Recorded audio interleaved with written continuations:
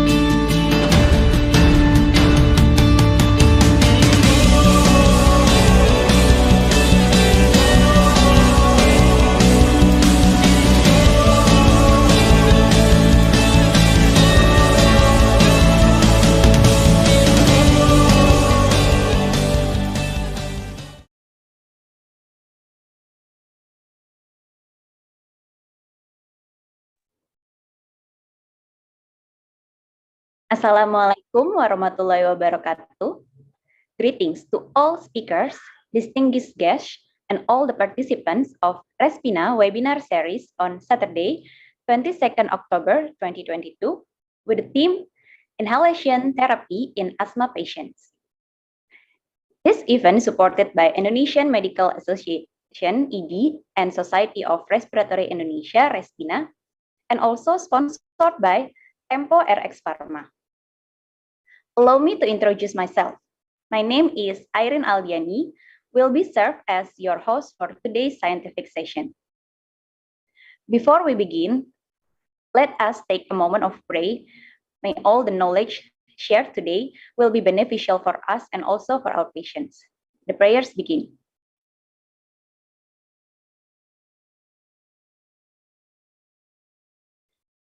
The prayers finish. Next, I would like to welcome our Vice President of RESPINA to give her opening speech. Before she starts, here is the CV. Dr. Yulvina Jamil, otolaryngologist consultant, is a Vice President of Society of Respiratory Care Indonesia.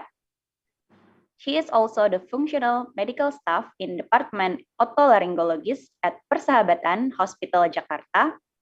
And she is also the teacher, extraordinary teacher at Faculty of Medicine, Universitas Indonesia, and the teaching staff of Faculty of Medicine, Universitas Pembangunan Negara. Dr. Yulvina, the time is yours. Thank you, Dr. Aren, for a nice introduction. Welcome everyone to RESPINA webinar series. Today we are holding the 20th webinar series with the theme Inhalation Therapy in Asthma Patients. As we know that RESPINA is a non-benefit professional organization that involves respiratory care in Indonesia. And today we already have 14 professional organizations that are joining this organization. There are pulmonologists, otolaryngologists, thorax society, cardiologists, neurologists, etc. Many, also the pediatrician like Dr. Dimas, and many other organizations already join our RESPINA. So I'm Dr. Yulvina. I'm an otolaryngologist, SVP today, and on behalf of RESPINA organization, I would like to thank you to the committee and sponsored by PT Tempo RX Pharma, who done a hard working to attend this seminar.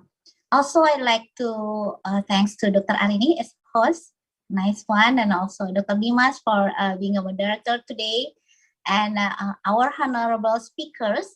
We already know their track, Dr.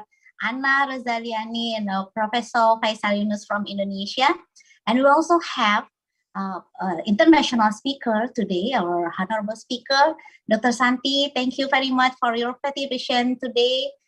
Thank you. We really appreciate it. And they will share their knowledge about the last update, the newest update, I think, for the inhalation therapy at asthma patient. Last but not least, I would like to thank you to the all participants who shared their time in this weekend to increase their knowledge in order to give the best treatment to our patient. May God bless all of us today. Once again, thank you for your time, and don't forget to follow this session until the end, because I'm really sure that we have so many benefits from it. Thank you very much and enjoy this seminar. Thank you, Dr. Arini. Thank you very much, Dr. Yulvina, for the opening speech. Now, allow me to introduce today's moderator for today's scientific session. Before we start, I would like to read his CV.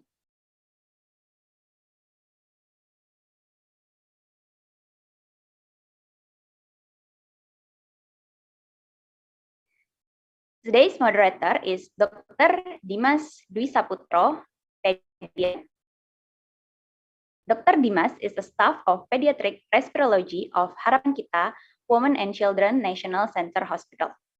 He is also the member of Indonesian Doctor Association, Indonesian Pediatric Society, Pediatric Respirology Working Group, and he is now the Secretary of IDAI National Disaster Task Force. Dr. Dimas, the time is yours. Thank you, Miss Moderator. Thank you for introducing me and thank you for hand-offering this session. So let us continue. Before I continue to this topic, I would like to greet all of you, all of the participants. Good afternoon, ladies and gentlemen. Good afternoon, dear professor, consultant, and dear colleague. This is very pleasant moment that I would like to share to you all. And welcome to the 20th Society of Respiratory Care Indonesia and this virtual event and the topic of this event is the inhalation therapy in asthma. So as we know that in 2019 we have a big changes. We have a big change for the treatment strategy and for the treatment of asthma, especially in the mild asthma. So during that times, everyone has to be brainwashed due to the new recommendation of GINA that as we know that there is a new treatment using for the well-established drugs, especially for the SDD, ICS or inhaled corticosteroid with formoterol as fast-acting and long-acting beta-2 agonist, or in other words, we can say as RABA, rapid-acting beta-2 agonist. So during that time, there will be so many changes in our daily practice, and there will be so many disruptions in our daily practice when dealing with these patients. So today's discussions will focus on these new therapies and the treatment strategies that we can do in our daily practice, especially in management in acute asthma, and also in thereafter after the acute asthma that we can say as during the control era. So we are so delighted here this afternoon to welcome our incredible scientists, our incredible speakers here. We have Dr. Anna Rosaliani, Magister Biomed, pulmonologist consultant, and we have here our beloved father, our beloved teacher, Professor Dr. Faisal Yunus, PhD, pulmonologist consultant. And we have our special guest here from Thailand, that is Dr. Santi Silairat, pulmonologist. And today we will this talk will be broken down into 3 sections. Each of the speakers will talk about 20 minutes. And during the talks or during the presentations, I invite you, all the participants, you can write down what are your questions, anything that you can want to ask, just drop the questions in the chat box. And to be more efficiently, we will collect and we will address those questions right after all of the speakers have finished their presentations. So for the first speakers here, we have Dr. Anna Rosaliani, the CV for the committee. Would you like to share the CV of Dr. Anna Rosaliani?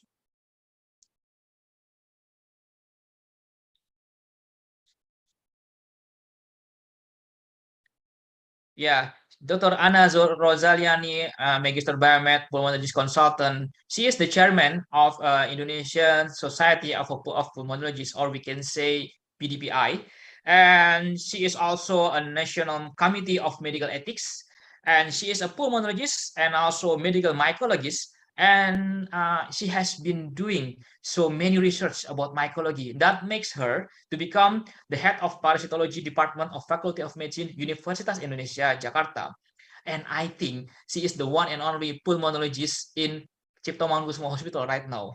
And also she is a chairperson of the Indonesian Society of Nephrology Jakarta branch. And today she will talk about something that is very interesting for us, since as we know in Indonesia has seen a growing number of doctors becoming social media enthusiasts, becoming influencer on YouTube, on Instagram or other social media platforms. And we want to know what are the rules that should we have to fulfill, that we have to follow to be still being ethics in our social media. And the topic of today is how is the ethics of doctors to become social media enthusiasts and to refrain from commercializations. So this is very interesting topics, and I would like to invite Dr. Anna Rosaliani. For Dr. Anna Rosaliani, the screen is yours. Okay, thank you very much, Dr. Dimas, for the nice introductions. Dear professor, consultant, colleagues, and participants, Assalamualaikum warahmatullahi wabarakatuh. Good afternoon, everyone. First of all, I would like to thank committee to this very nice invitations, and it is very important meeting that we can share quite a much current update on our knowledge. And please allow me to share the talk that would like to discuss after this. And my topics is about something related to the medical ethics. And in these occasions, I would like to share about the medical ethics dilemma on social media enthusiasts versus commercialization. What should we do?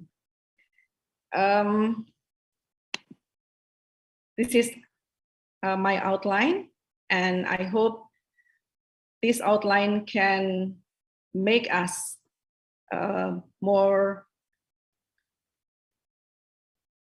aware about what should we do and do not about the advertisement and something related to the social media.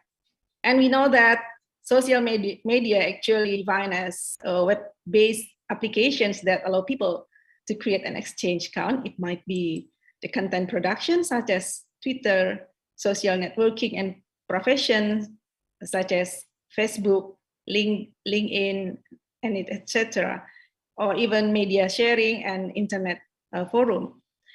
And nowadays, the usage of social media in our professions, as well as other professions, is common and growing. And it might be immense professional benefits if it is handle usage properly. But if inappropriate, it might be undermine professional integrity, or might be become a challenge for public and confidence in medical professions. So to overcome some ethical dilemma, we need the guideline to maintain this standard. And before we talk further about the guidelines, maybe we can remember about advantage or disadvantages of the social media, since it is usually common, free, low cost, and it makes us more comfortable to connect and collaborate each other and allow communication amongst people, and also allow users to express themselves. But in the other hand, disadvantages should be considered as well. For many people, sometimes many people put too much information that personally on their profiles, and it can be dangerous if it is misused.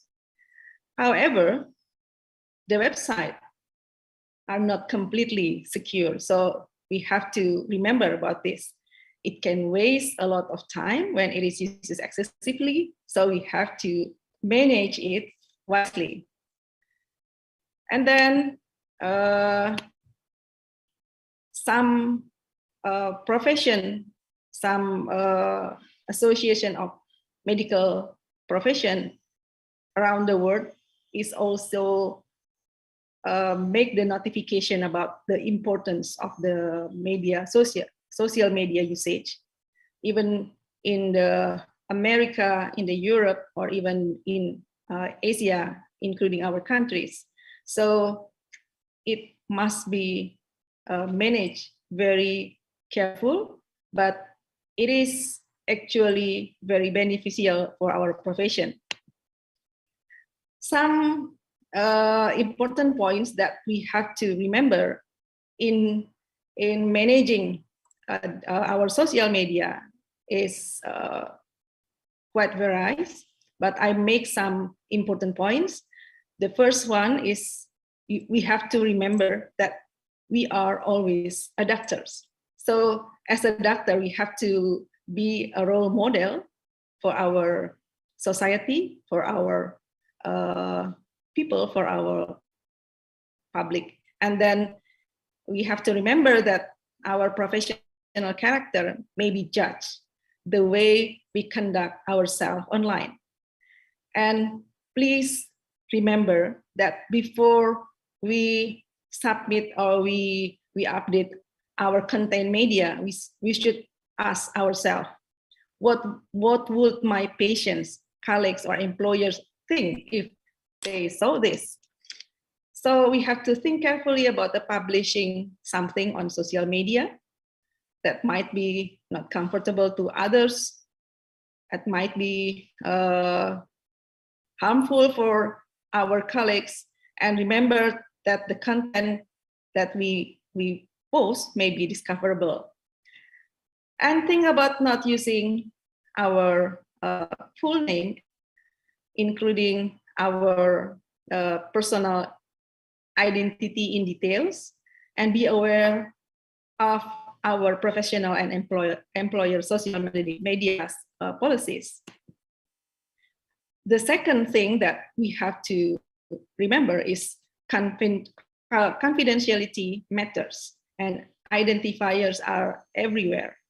So we have to very careful about the patient confidentiality online, and we have to maintain patient confidentiality upholds the public trust, and think about obtain written and specific patient consent before we post the information or images online, and protect patient informations, and be worried about secondary use of data.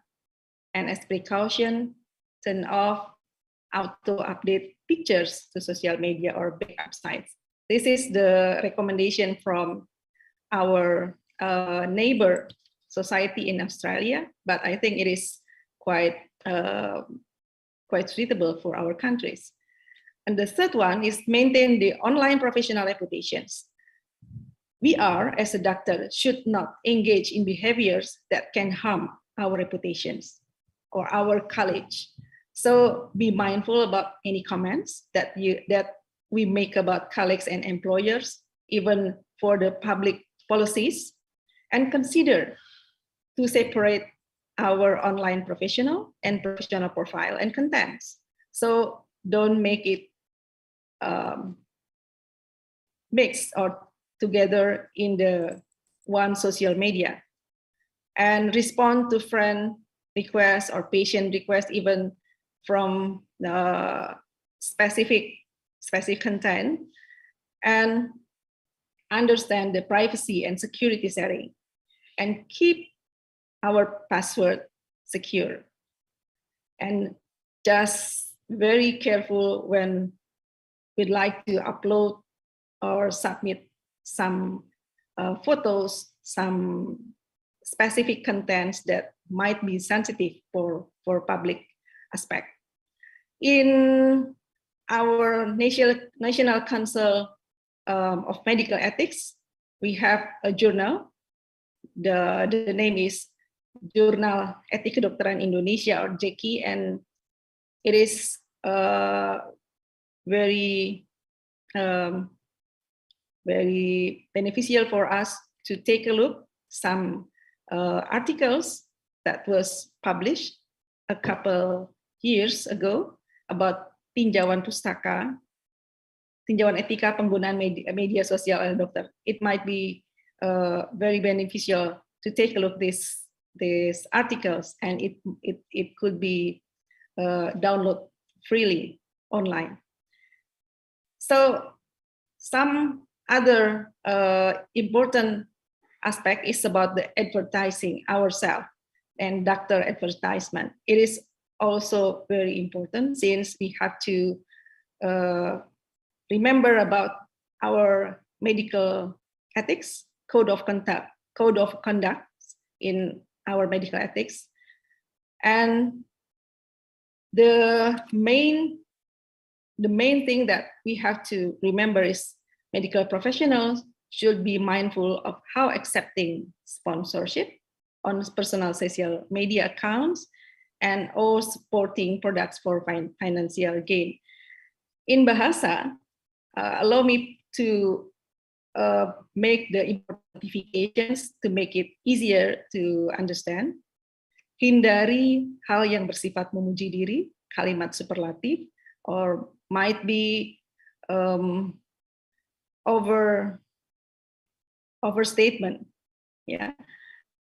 And we do not allow to make the patient's testimony for promote ourselves, and don't make the advertisement that claim about the cosmetics or other specific issue in medical aspect that might be having the robust evidence, including the MLM, the multi-level marketing, or other scheme of the marketing that we have to be aware.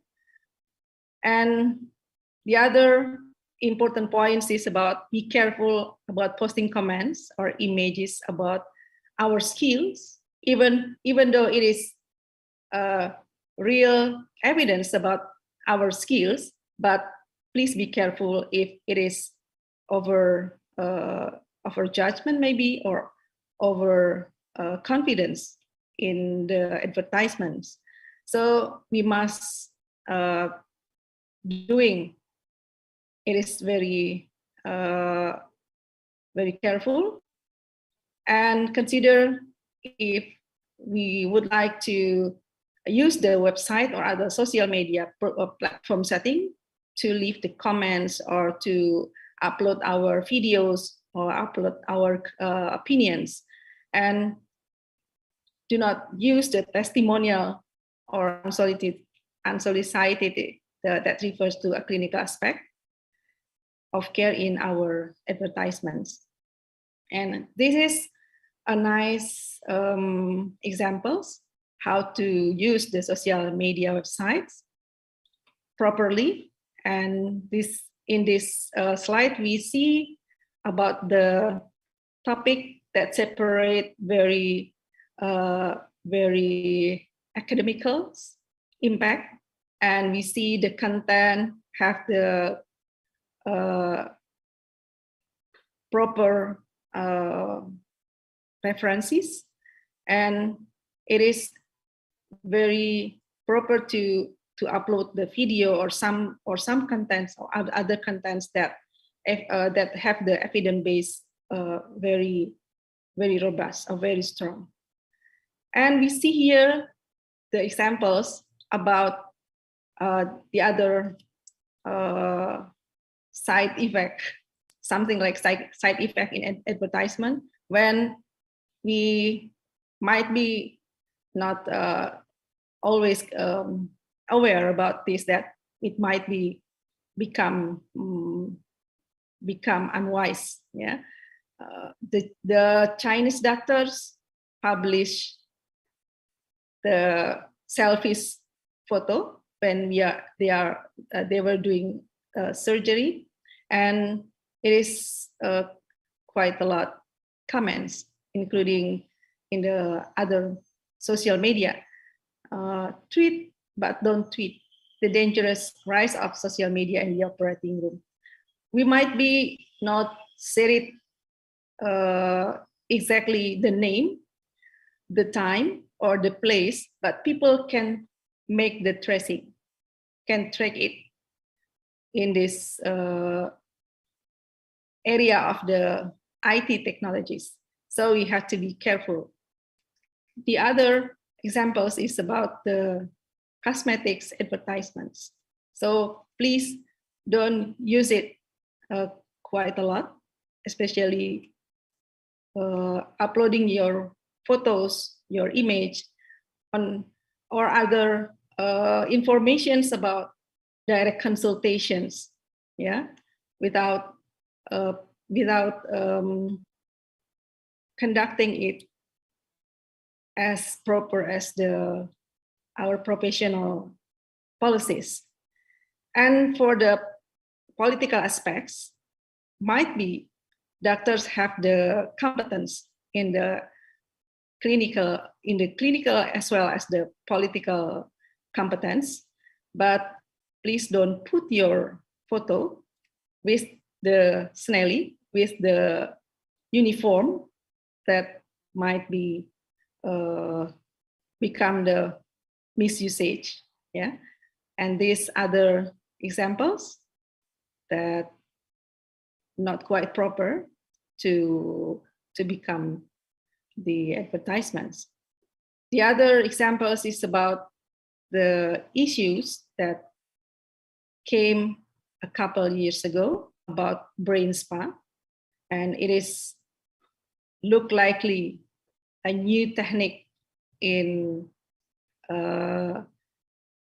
the neurological aspect, how to overcome the problem in this such diseases, but actually it's already overclaimed and it is not proper to make this advertisement.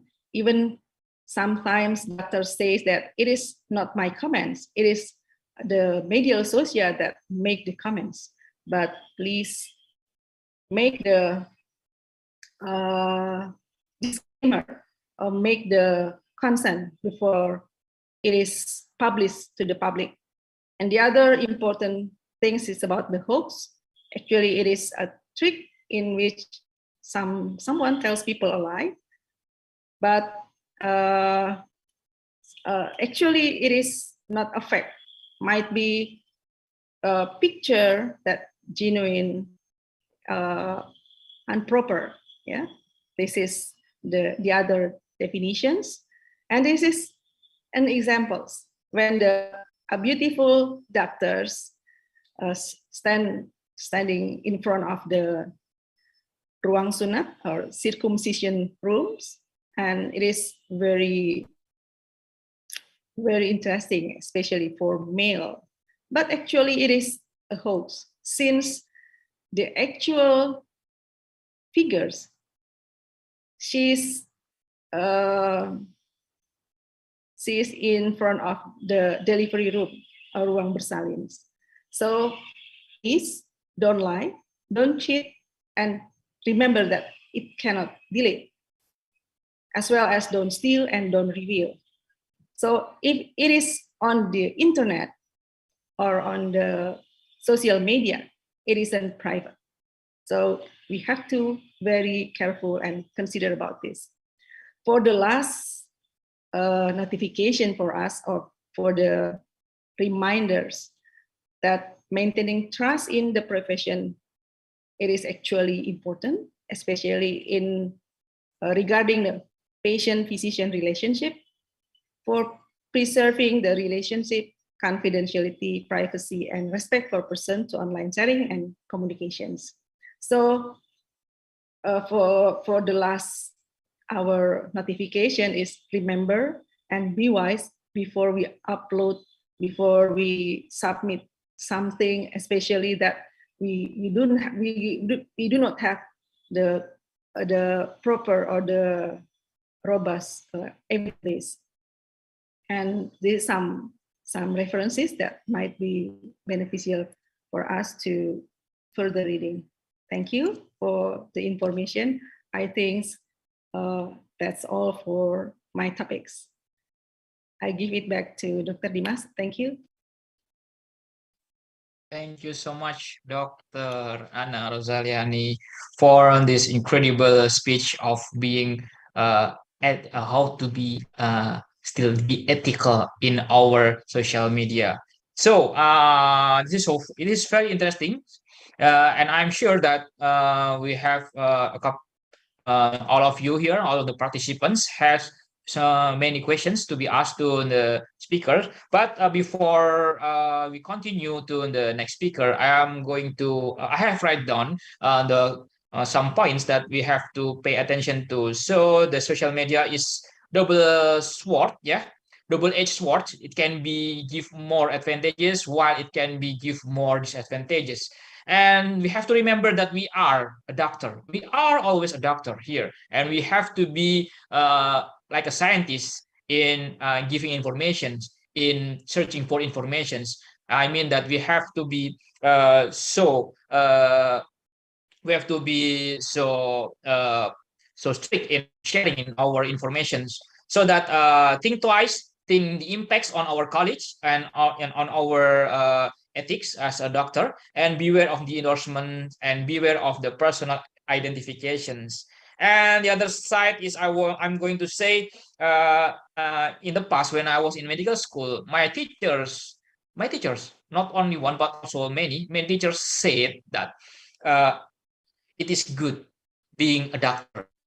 It is good being a merchant, but don't be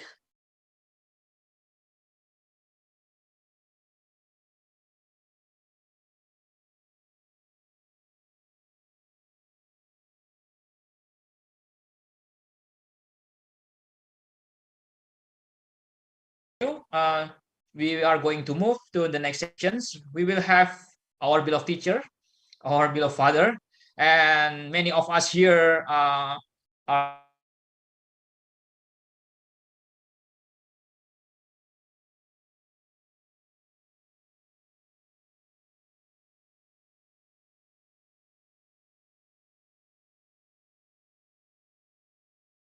we will have here Professor Dr.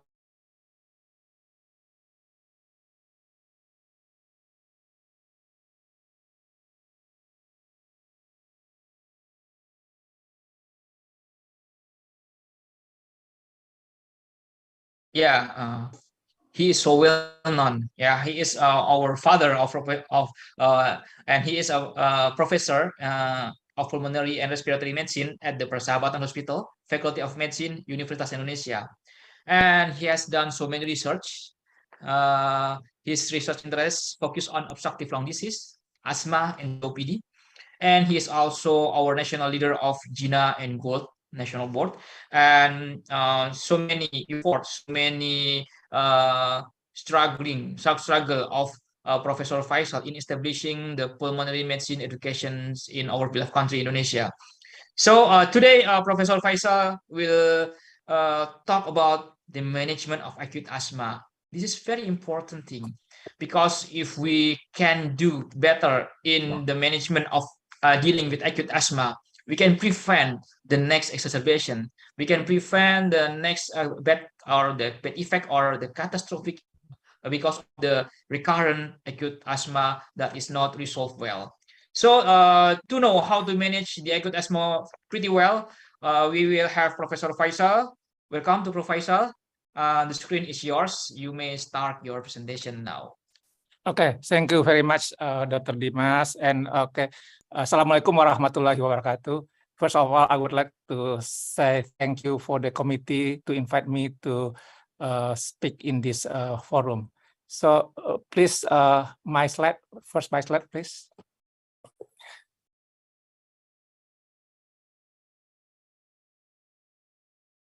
Can you help me to show my first slide, please?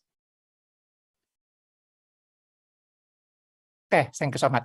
So we would like to talk about management of acute asthma. The next slide, please. Yeah. So what is the definition of exacerbation? Exacerbation is the event when the asthma symptom is worsening, like worsening in the coughing and then dyspnea, and also other symptoms, and also wheeze that need further treatment. Yeah, next slide. So asthma is like iceberg phenomenon. So we can see only the symptoms. Sometimes if we do the spirometry, we can see the obstruction, but the fundamental base of asthma we cannot see, like the airway hyperresponsiveness, or also airway inflammation, and then also airway remodeling. We cannot see that clearly. So we only see the tip of the iceberg. when it is very, sometimes we cannot see if the asthma is stable. So the patient, there's no symptoms, but actually they have the inflammatory, airway inflammatory. Next slide, please. So there is many factors to trigger the asthma exacerbation. It is some of the factors, such kind of exposure to dust, how dust mite. This is the very strong, antigen that almost more than 90% of asthma patients can trigger asthma with this house dust. And others, airway infection, usually viral infection, then also food allergens, especially for children, such as ingredients and then colors and others factors. And then also drugs, yeah, everybody understands, such as ampicillin and others, and also animal fur that from dog or cats, and in others also exercise. Yeah, some patients develop asthma after doing exercise. Usually the exercise that will do in faster and short period, and also air pollution, and also change on climate, such as this time when the rainy season comes, many asthma patients experience of worsening or exacerbation, and also some patient emotion has also trigger factors. Next slide, please. This is the samples of the trigger factors like animal furs, and then also the next, yeah, this is the HAZMAT that with magnifier maybe more than 200 times. As a next slide, please. And then for some patient, this is not good for them, especially in four-season country during the spring and then fall when the flowers bloom, they develop the asthma exacerbation. Next slide, please.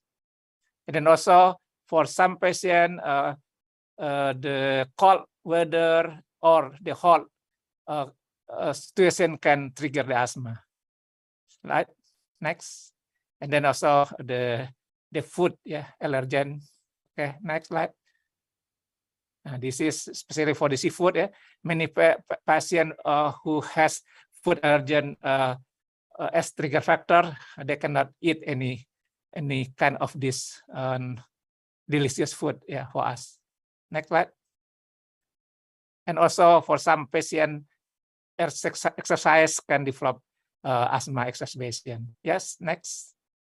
And also this, yeah, the smoke either from the factory or tobacco smoke also can make asthma exacerbation for some individuals. Yeah, the next slide. So if there is exacerbation, there is smaller of the airway, that we call it that bronchoconstriction or bronchospasm, but also the blood vessels become the permeability become increased. So some waters, some water and then make the edema. So we can see that in the next slide, please. Slide. So like this, in the left, you can see the normal ones. The lumen is very big and then very clear. But on the other hand, in the right side, it is severe asthma exacerbation. You can see the smaller of the lumen and also the edema in the bronchus. So that's mean the patient very dyspnea and then wheeze, then also develop of other symptoms. Next slide, please. So how to treat the asthma exacerbation?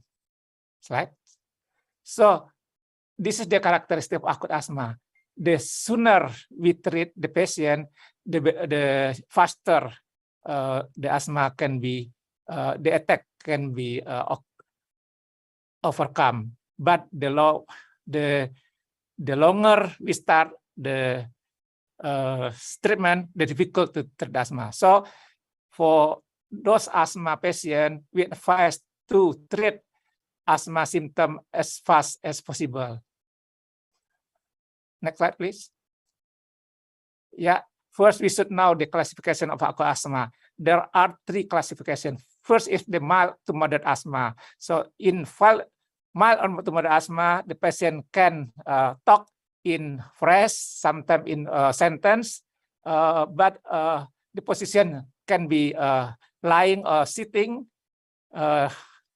Patient in stable situation, no agitated, and they not use the accessory muscle, respiratory rate below 30 times per minute, and the pulse rate below between 100 to 120. The saturation still good, yeah, more than 90%, and the peak expected flow rates is more than 50% predicted, or 50% of the best value of the patient. The next is severe asthma. Yeah. In the severe asthma, they talk in word only, and then the position they sitting, then lie bend forward to make the accessory muscle become relaxed, and then patient usually agitated, then use also accessory muscle. They respirate more than 30 times per minute, and the pulse rate more than 120. The saturation of oxygen less than 90%, and the peak expected flow rates less than 50% predicted of best value. And then very severe is the next, the life-threatening exacerbation. Patient usually unconscious, and then use accessory muscle, and then also there is paradoxal breathing, and usually we don't hear any sounds that we call it silent chest, because it's very obstructive, and usually patient is bradycardia because the heart is fatigued already. And then in this patient, if we not have, then they can be die to the asthma exacerbation. Next slide.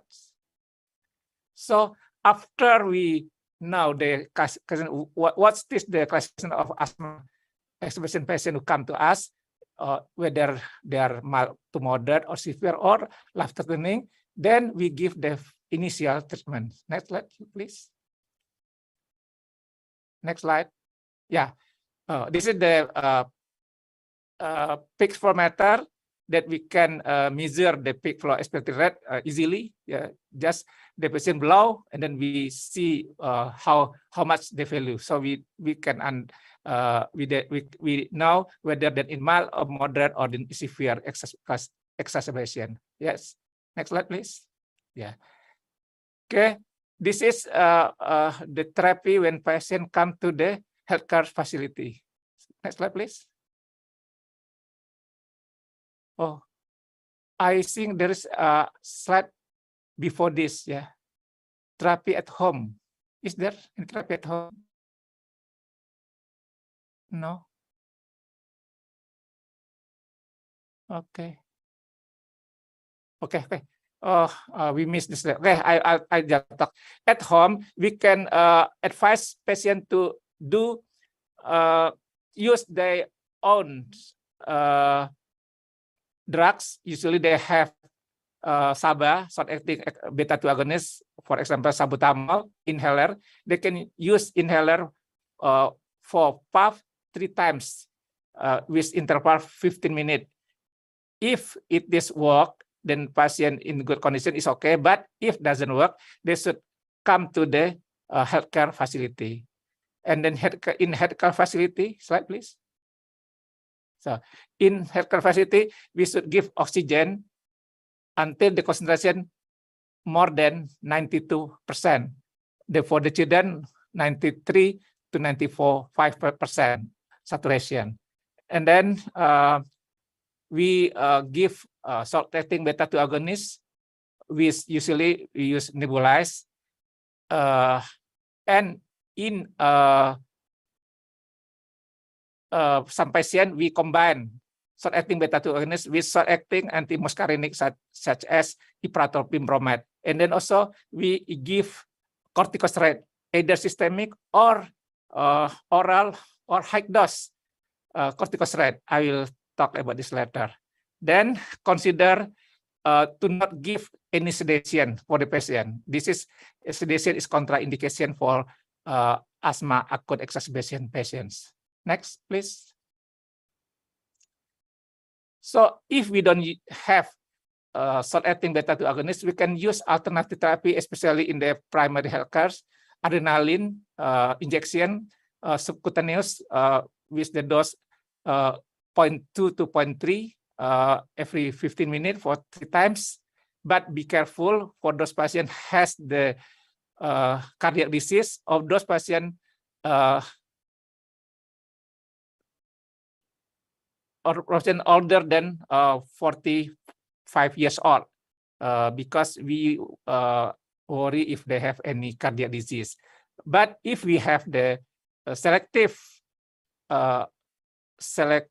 beta-2 agonist injection like terbutaline, we can use this with the doses of 0.5 millisubcutaneously every 15 minutes for 3 times. This is as alternative therapy.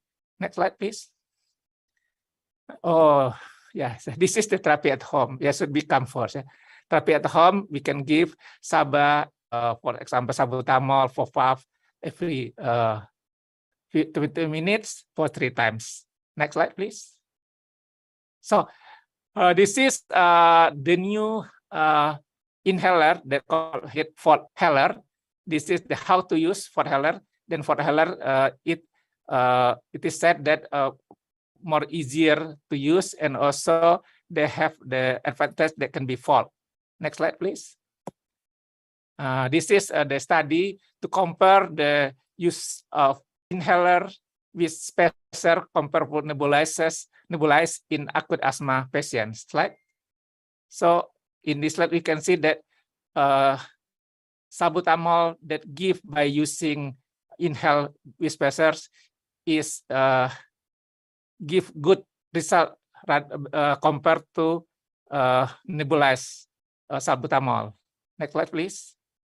Then also from those asthmatic children, they say that use of inhaler with spacer is more convenience than give good results. So next slide, please. Then also by using the inhaler with spacer more easier and also cheaper rather than nebulized. This is the other study. Next slide, please. So how to use inhalation SABA during the acute asthma? Slide, please. Yeah. This one study has been done in Persahabatan by Dr. Indri, because in many facilities they use salbutamol dilute by saline solution, and then we do the study to compare whether the patient better to have salbutamol dilute with saline or not. This is the study. So next slide, please. So this is the study. 2 group of acute asthma patient divided. Either group consisted of 60 subjects. The first group give only salbutamol, yeah, and in other group we give salbutamol dilute with saline. Next slide, please. This is the result. So in those patients using salbutamol dilute with saline, the saturation lower significantly compared to those patients that use salbutamol only. Next slide, please. And also the patient who use salbutamol dilute with saline, they have experience of sputum production. As we understand, saline inhalation sometimes we use to to make the patient expectorate the sputum when we want to measure the sputum for fast bacilli, for example. So in this study, we can see that those patients with salbutamol dilute with saline, they experience of more sputum compared to those not use salbutamol only. Slide. And also coughing is greater greater in those patients with the use of salbutamol dilute with saline. So in next slide. In conclusion, for this study, we recommended to not use the salbutamol dilute with saline, because if we dilute salbutamol or either SABA with saline, they will experience of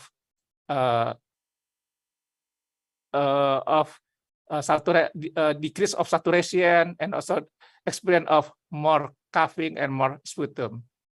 So please use only SABA only, not necessary to dilute either by saline or other liquid.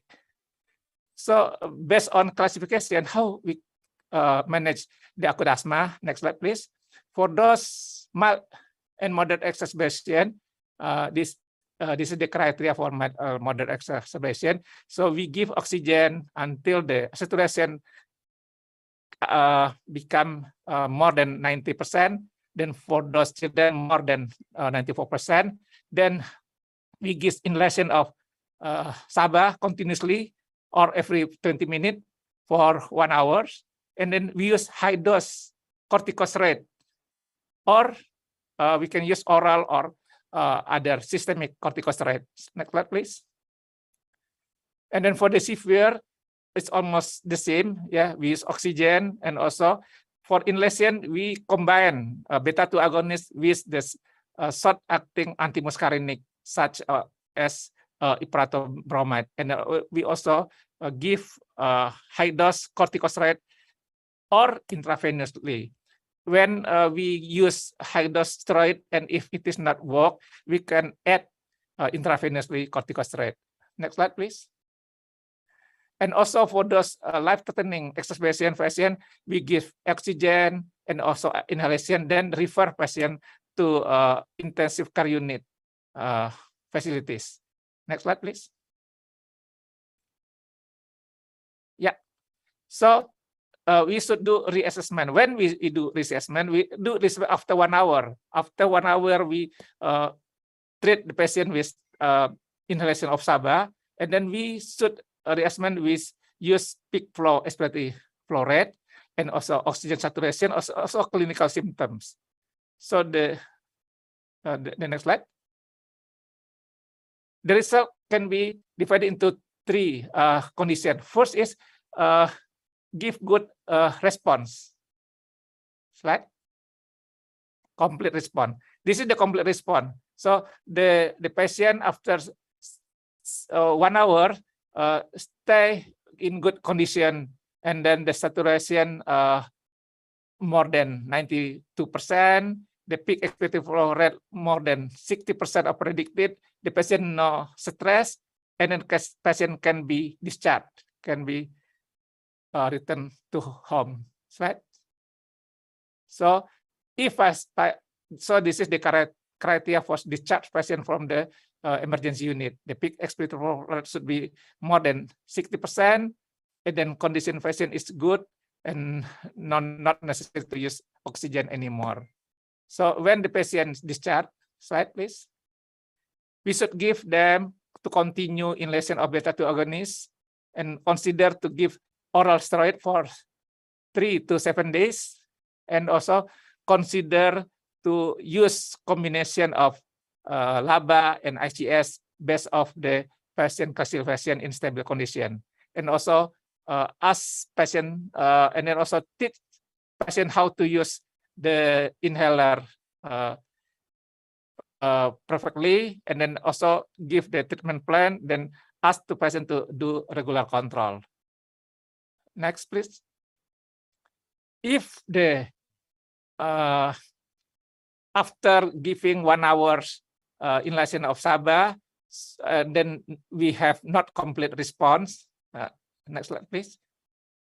Usually, the not complete response happen in patient with high risk patient who patient with high risk condition, patient who not do good control, patient who use oral steroid, and then also patient who doesn't who has any emotional or psychological problem.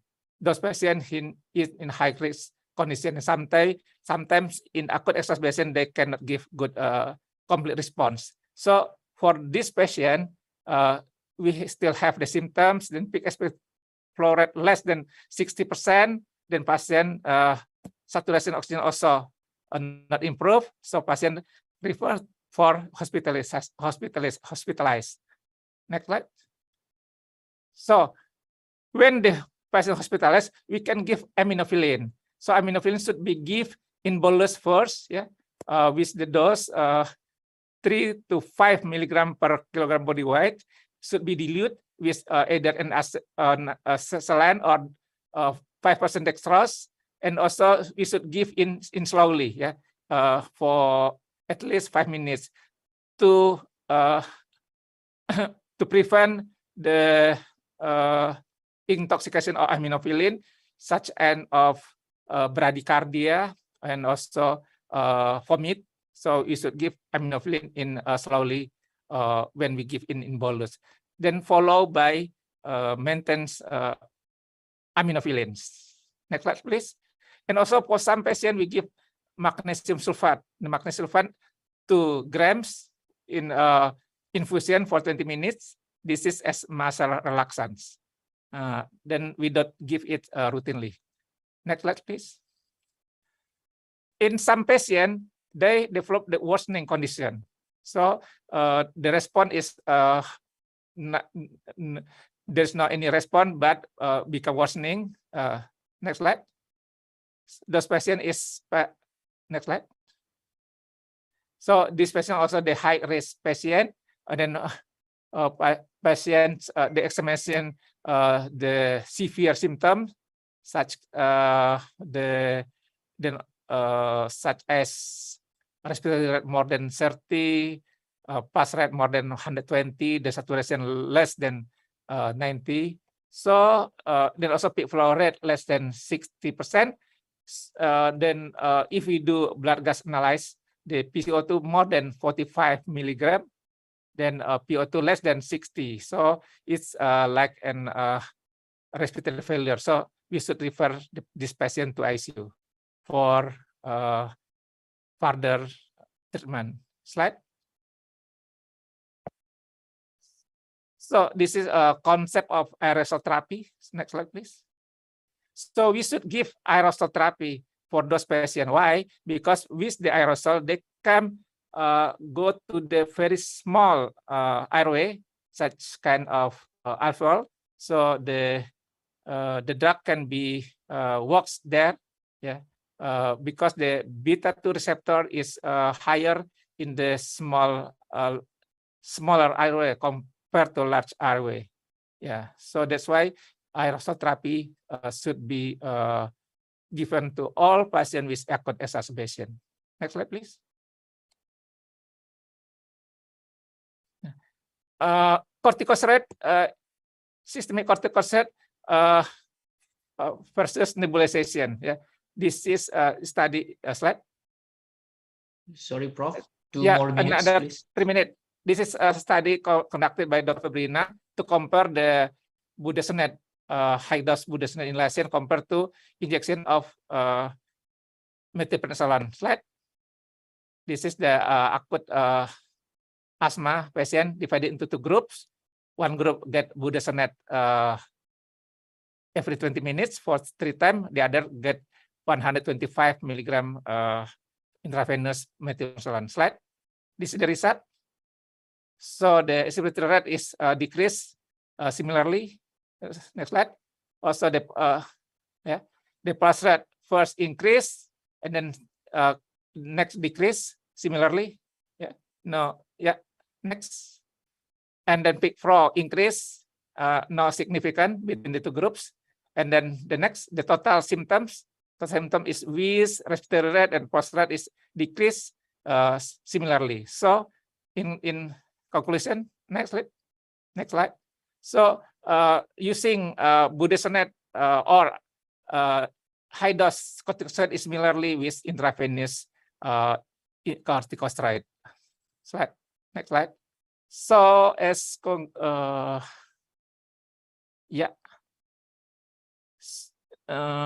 so this is the recommendation from Indonesian Society of Nephrology. For those patients in acute exacerbation, we can give high dose steroid.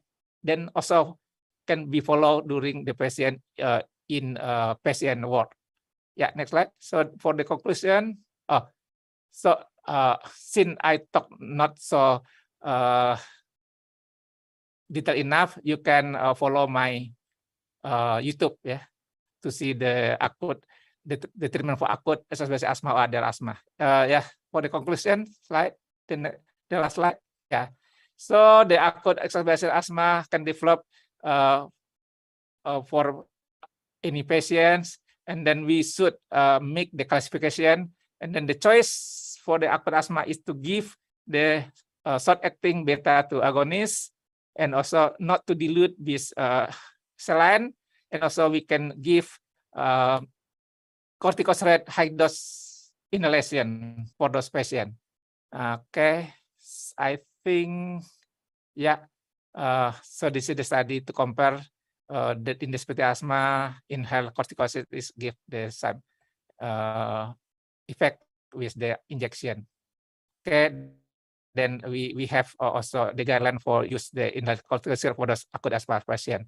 So the last, so I hope everybody stay healthy, keep spirit, then stay safe. Thank you for your attention. Assalamualaikum warahmatullahi wabarakatuh. Waalaikumsalam warahmatullahi wabarakatuh. Thank you very much, Prof. Faisal, for sharing this with us so that we can manage the asthma earlier, so that the exacerbations will end sooner and the impacts right after the attack, as the asthma attack, will reduce and the patient will be in a better conditions. So I have taken some hints here, important hints, I think, because we have known that exacerbation of asthma is only the tip of the iceberg, and we have to know what are the triggers of asthma. Since if we deal with an asthmatic patient, we have to know what are the triggers that cause the asthma attack in our patients. So asthma cannot be healed, but it can be controlled. And it is important for us to give message. Avoidance is the top of the list of the treatment of asthma, avoidance of the triggers. And Professor Faisal has shared to us about the how to classify the severity of asthma. We have mild, moderate, severe, and severe with life-threatening. Each the classification has specific treatments that we have to follow in order to make that the episode of attack not get worse, so that the sooner the attacks we can reduce the bad impacts right after the attacks. And I have take a good point here that SABA only is very important. And when we do the inhalation therapy, we can do with only the SABA.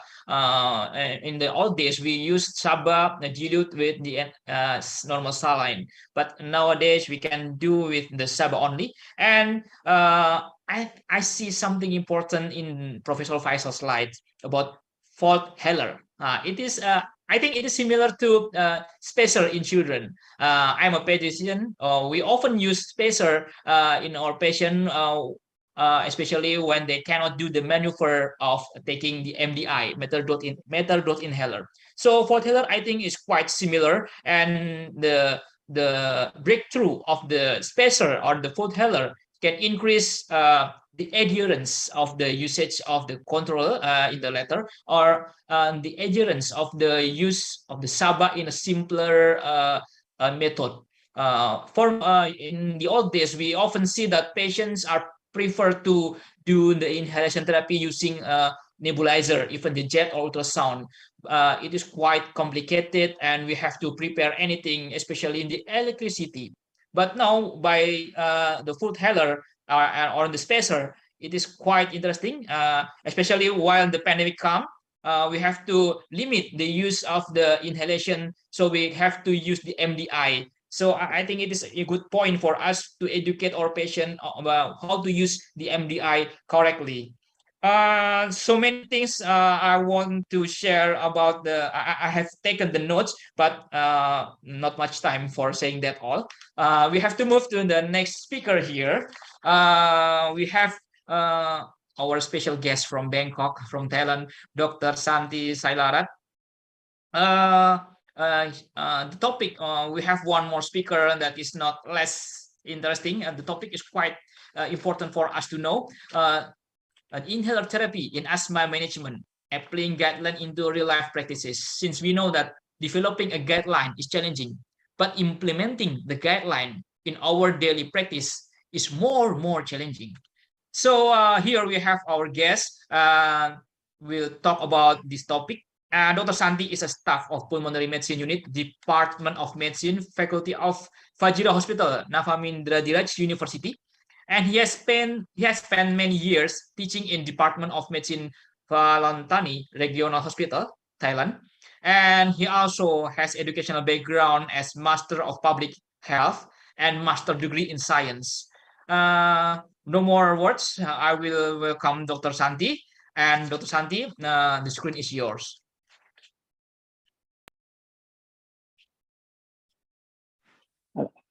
All right, I would like to share my screen right now. Yes, please. You may share your screen. All right.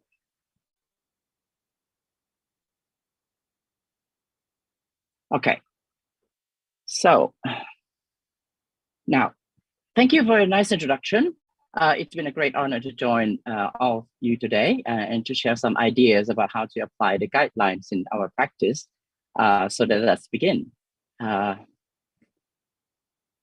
I have found this meme on Facebook recently, which is taken from the movie Doctor Strange 2. I'm pretty sure that some of you must have seen this. And I'm pretty sure that you have been asked by some of your staff once you were a resident or being a medical student that have you given treatment of your patients? What have you done? Have you done according to the guidelines? Is it about practice? Is it according to the guidelines really? So sometimes you hear that I've done the same thing, but when you done it, it's the expert opinion, but I done it, you said it's a more practice. So what's the difference between it? So now we can find the answer for that.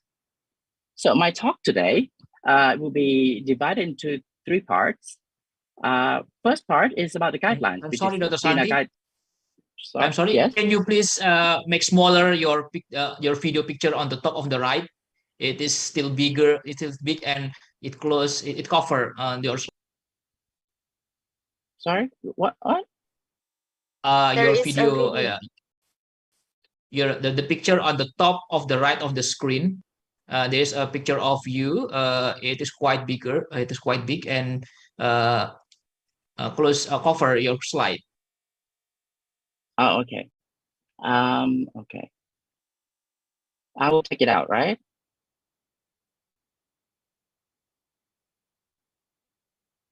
How can I take it out? Okay.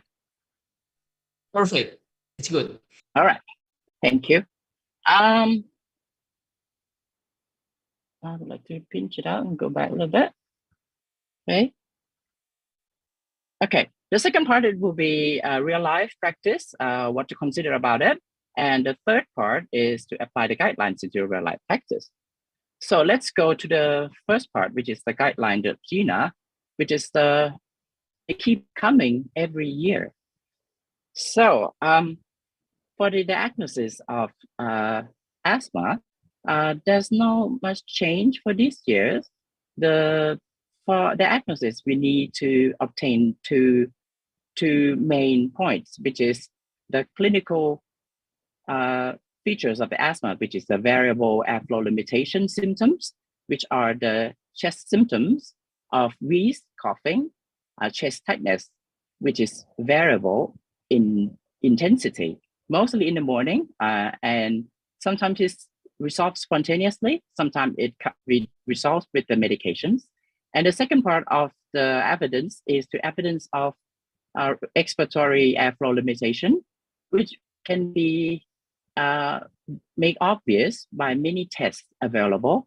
We can make a spirometry, we can make a peak expiratory flow rate test. We can use the bronchoprovocation test, such as methacholine challenge testing or exercise challenge tests. Many of these are available. Some of this, like the peak flow test, is available in many small hospitals. Some of them is for the higher rank hospital, like spirometry. Some of them need to be a tertiary hospital, like a methacholine challenge testing. However, we just need only two of the characteristics, which is the clinical symptoms of variable symptoms of asthma and the evidence of the airflow limitation.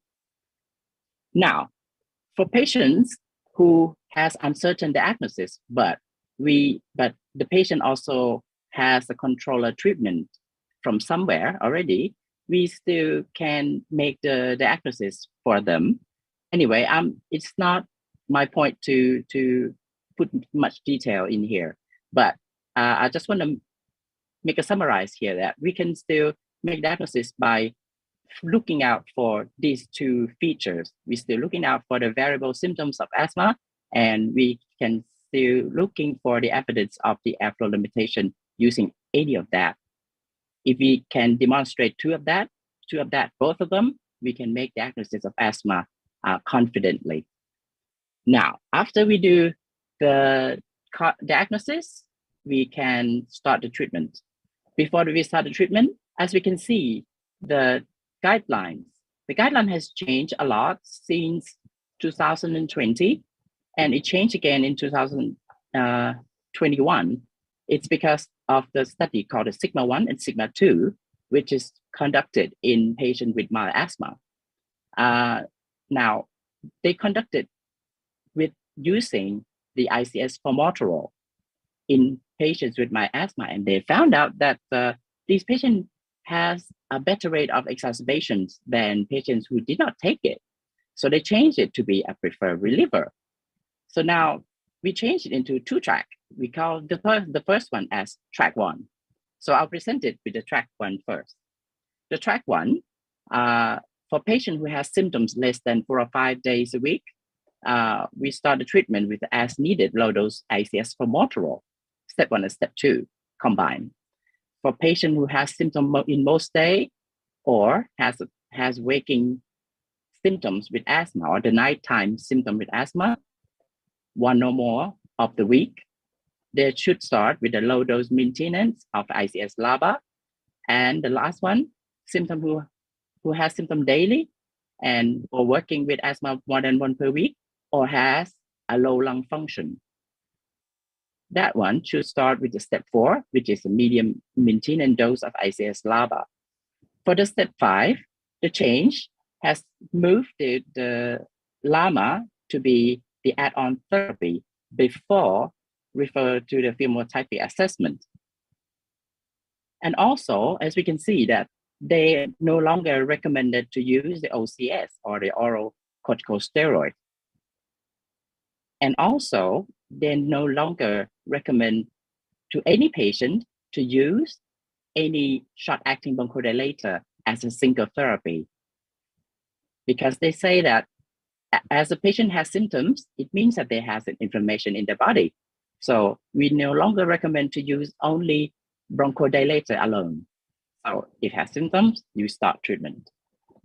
Now, in the track 1, as needed a reliever treatment, they recommended to use the ICS formoterol as a reliever, not the short-acting bronchodilator. Now, for the track 2, they call it the alternative reliever. They divided down to the step 1, step 2. The step 1 is for the patient who has very mild symptoms, has symptoms only less than 2 times per month.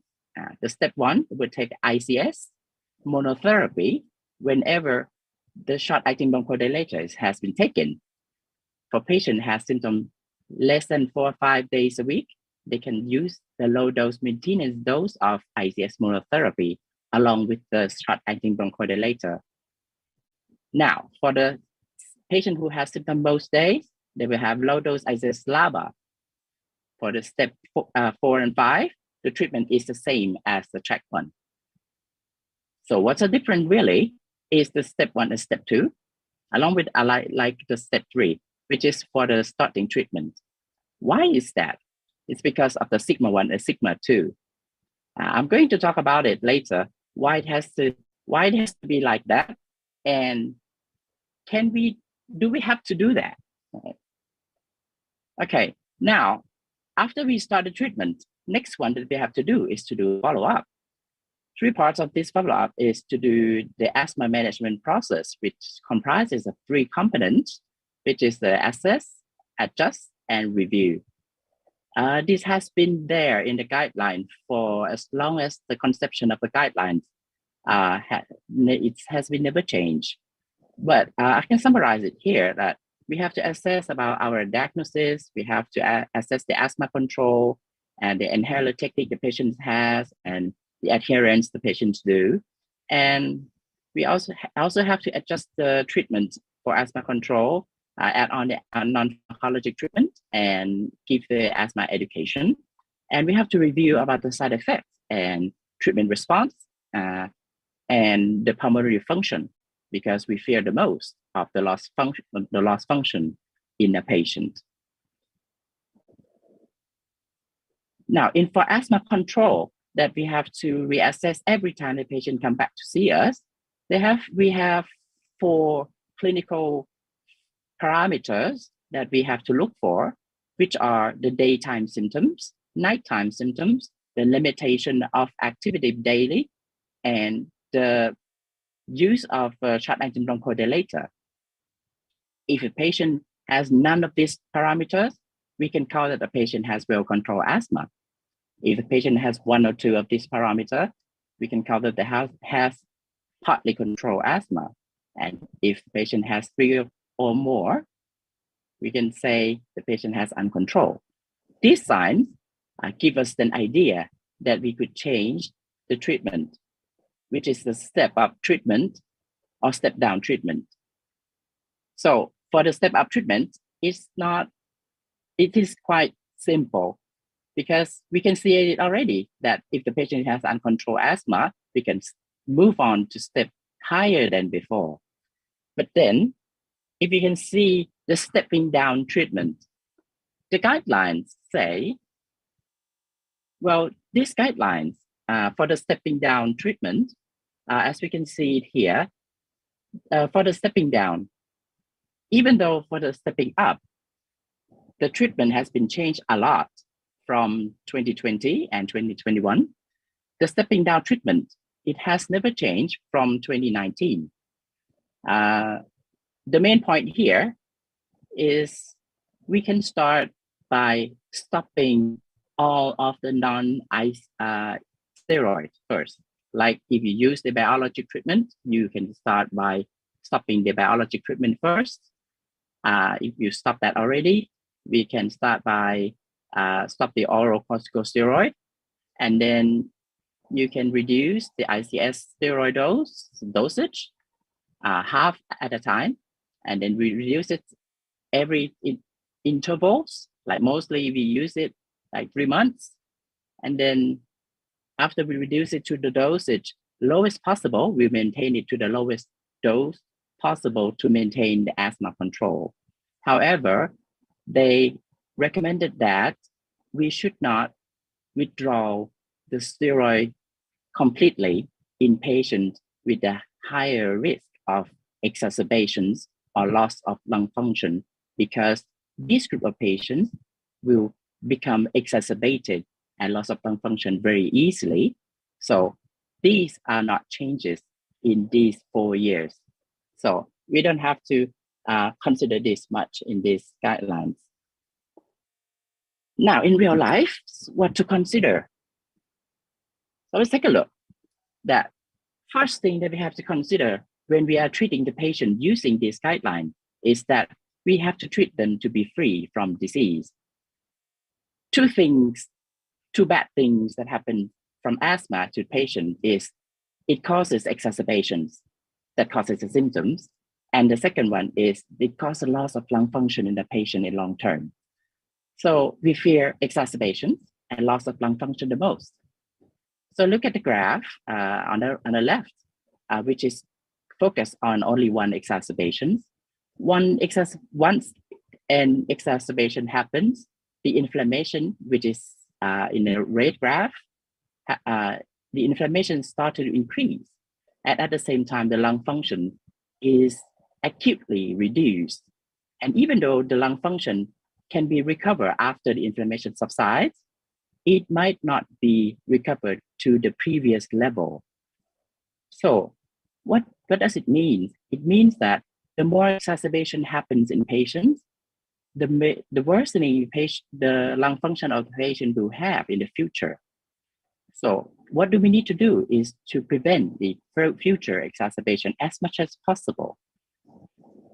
So this is why the idea of the anti-inflammatory as a reliever treatment become a preferred treatment. Why is that? Because when we call it the air treatment, when the air treatment has been taken as a reliever, it will be taken when the symptoms start. Because when the symptoms start, it means that the inflammation starts to happen. So when inflammation starts, you take anti-inflammatory treatment with the reliever. So the inflammatory process is addressed immediately. So the lung function is also preserved better. So we can preserve the lung function better, and the long term will be better too. So what is the message here? The message here is that the patient with high risk of exacerbation should receive the air. So vice versa, patient who has low risk of exacerbation might not need to receive the air. Now, the factor number 2 is after the patient is free from disease, we have to make them free from the adverse events too. Now, if we take a look at the treatment, 2 types of treatment. One is the ICS maintenance dose with the ICS reliever and the air treatment. When you use the ICS maintenance dose, we keep a patient on a certain level of steroids. We do not know if the patient is at the level of treatment or not, but we keep them at a stable dosage of steroids, right? So when sometimes the patient has a low symptoms, sometimes it has high symptoms, but the patient has a steroid load at a stable level at all times. So sometimes the patient has the steroid in their body higher than they needed. In contrary, with the air treatment, they will get the steroids right at the moment that the inflammation starts. So they will get the steroids only when they need. So to compare, they will have steroid less than the ICS maintenance treatment. That's why this is the treatment that they prefer and become in the guidelines. Anyway, what is the message here too? The message here is the higher dose of steroid load will make the high risk of the side effects. So if you can reduce the dosage of steroids to be the lowest possible for the asthma control, keep it lowest minimum. At the minimum, we can lower the risk of side effects without using it. Need to be the air. Now, the third factor is to be free from bankruptcy. Well, as for many other things in our world, is that we cannot have everything. We want to buy food. We want it to be delicious, be healthy, and want it to be cheap. We want to have a mobile phone. We want it to be a brand new high tech. We want it to be luxury and the most brand new one, and we want it to be cheap. We want a handbag. I'll leave that to the girls. Anyway, we cannot have everything. Healthcare, it's the same. We cannot have everything for everyone. So, especially in the public health sector, we have very Dr. limited Santi, resources. sorry. Yes. 3 minutes more, Dr. Santi. Okay. 3 minutes more. Okay. In public health sector, we have very limited resources. So we have to keep the best treatment available as the evidence provided with the limited personnel and equipment. So we have to choose which one to give the treatment, which one will need less of that. So we have to make decision of that. So we don't have to get bankrupt by ourselves, by the government or anyone. Next one is the device. So let's say that if the price is not the factor anymore, the patient is free from disease and no side effects and don't have to pay. Now the device is a problem. The patient has to use the device quite well. There are a number of factors of device that we have to think of, because sometimes the device itself can become a problem. Let's take a look at this. Well, sometimes doctors make mistakes, Anna, and you have to try twice as hard to fix them. Are you using your inhaler? All the time. Go through one a week. You sure you're using it right? Do I look like an idiot? No. Why don't you show me how your inhaler works?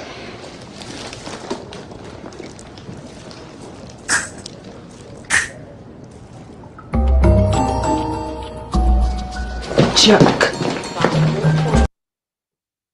All right, we don't want the patient to be like that, right? So the last one is a factor 5, is adherence and compliance, which is comprised of many factors, like disease literacy, know about the disease. We have to develop doctor-patient relationship. We need to have a good communication with the patient, and we need to know about socioeconomic status of the patient. These are important too, but let's take a look at what is the importance of these factors. I will show you that if you don't have all of these priorities, we don't have, we do not have the lower one if we don't have the higher one. First, we need to get the patient disease-free first, and then have them adverse event-free. And then we have to get the bankruptcy-free, then the device luxury, and then we can get the compliance and adherence. We cannot have the device luxury if the patient still have the adverse events or disease-free. We cannot have the patient's compliance if the patient still had adverse events. So we have to get the priority from the top down. Now, how to apply it? We can take a look. Who need them the most? We have to look at the risk of exacerbations. We can take a look at the guidelines that patients who has medications, like patient who has a bronchodilator a lot, has inadequate dose of ICS before, or have poor adherence, or use inhaler incorrectly, has a higher risk. Something of this can be corrected first. So if we can correct it, we consider them low risk.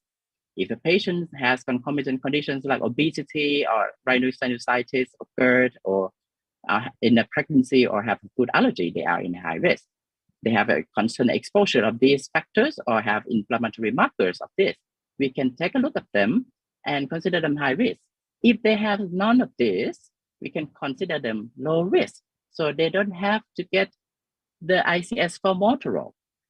The second one is the risk of lung function loss, which is quite the same as the risk of the exacerbations. So if they have a low risk of this, we can consider the second one, which is the alternative liver or the tract 2. Now, for avoiding the adverse effects, how to detect or manage? We can take a look at this, the systemic and the local side effects. The systemic one is for patients who has the oral systemic corticosteroids a lot, or use a long-term high dose ICS, or a patient who use the concomitant P415 inhibitors. For local side effects, usually happen in patients who has a potent ICS use or for inhaler techniques.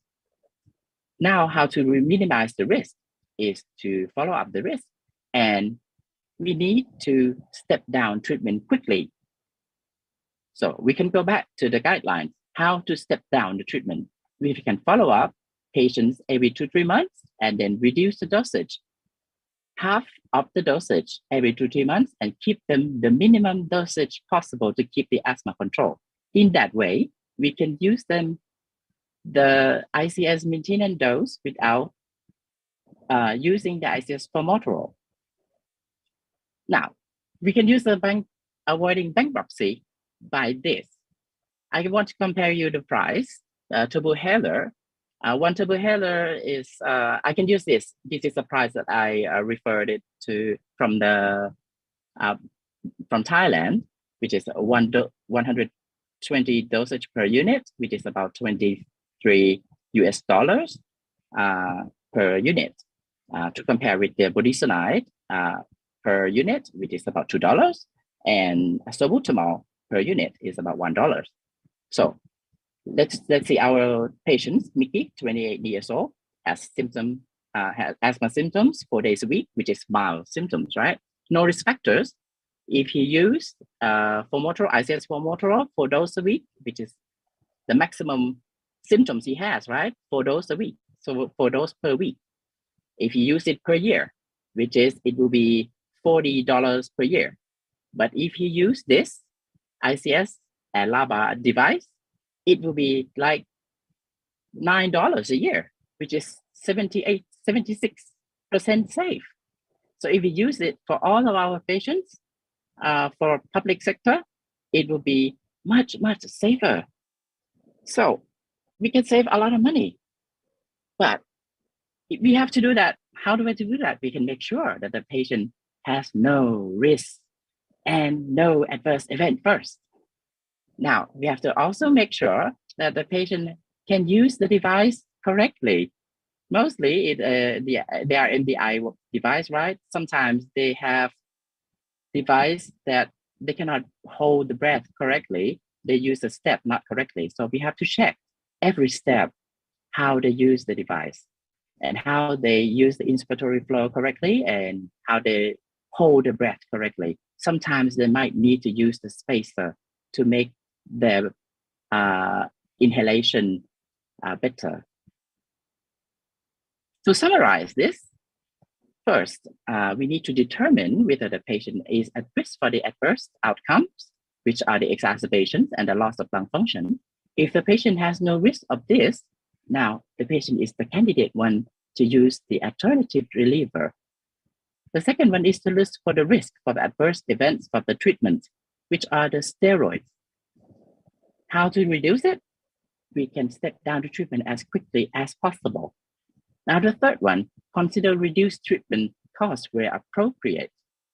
The fourth one is to check if the patient is use the preferred devices.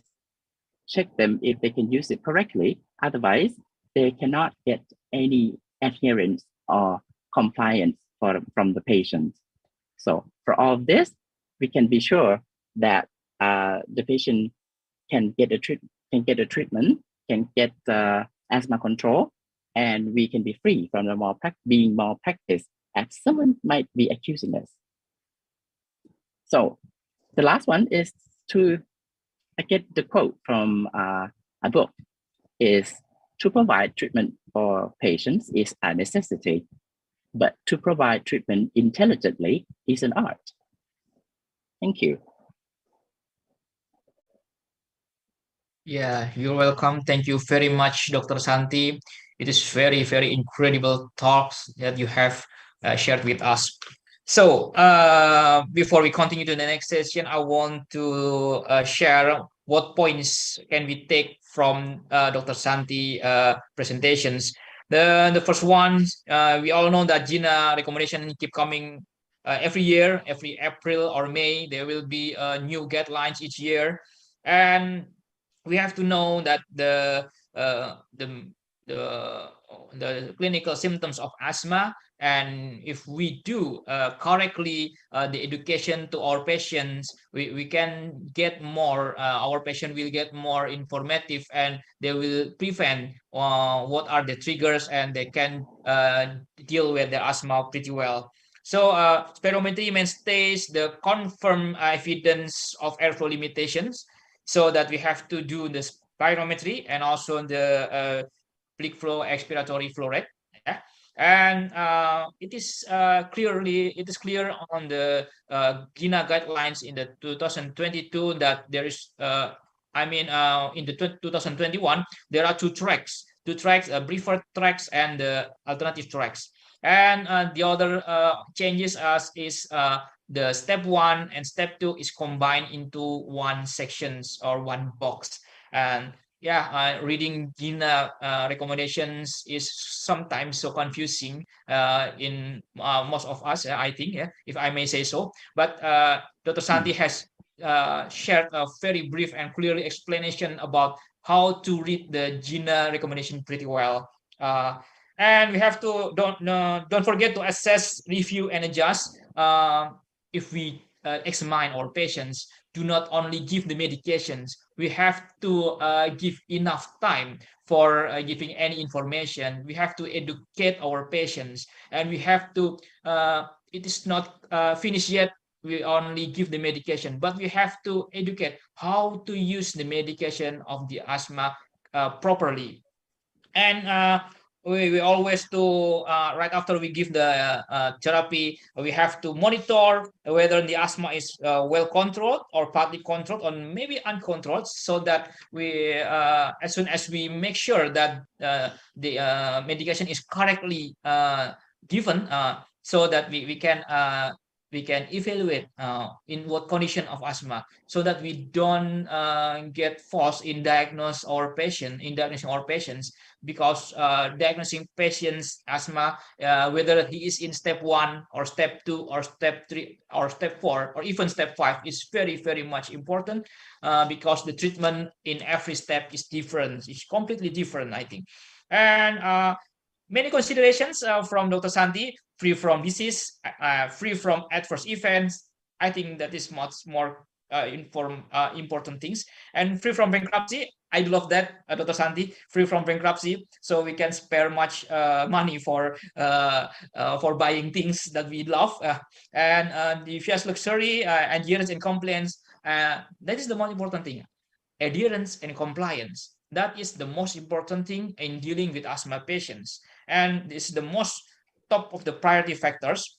And I love your slides while comparing the price. Yeah, as we know, our national insurance BPJS is has covered the budesonide, and also all of the even the MDI. It's all covered by our national insurance BPJS. And I think don't forget to practice the device correctly, especially in front of our patients, so that it is very important. Okay, I think before we continue, I want to now invite Dr. Anna and Prof. Faisal again into this forum. We will to join the Q&A sessions. As we know, for you all, the participants, as you go on these important talks, we are going to address the questions that we have collected so far here. I'm sure that we are, most of us here are eagerly awaiting for the answers. So here, there is a delicate questions in the first question, I think, from Dr. Yuliani. It is maybe for Dr. Anna Rosaliani. The question is, can we share the video just to show that we do such a specific surgery, and give education that we can do or done in Indonesia? I mean, this is real life, and maybe some of us have similar conditions. So please, Dr. Anna, can you answer this question, please? Thank you, Dr. Dimas, for the important questions, I think.